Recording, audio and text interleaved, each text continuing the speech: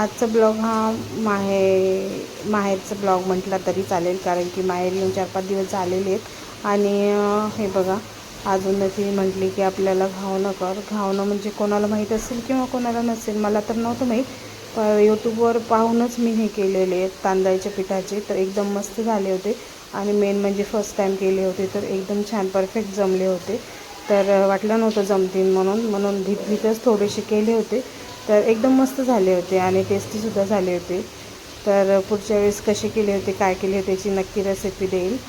तर मी माहेरी आहे आणि माहेरचे ब्लॉग तुम्हाला येत आहेत, तर कसे वाटतात नक्की कमेंट करून सांगा.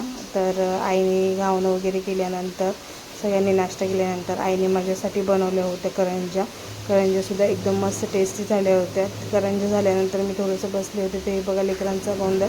भैया त्यांच्यासोबत खेळत होता आणि खूप हसवलं त्यांनी आणि खूप मस्ती चालली होती त्यांची, कारण की हेच दिवस असेल सुट्ट्यामध्ये मस्ती वगैरे करण्याची. तर कसं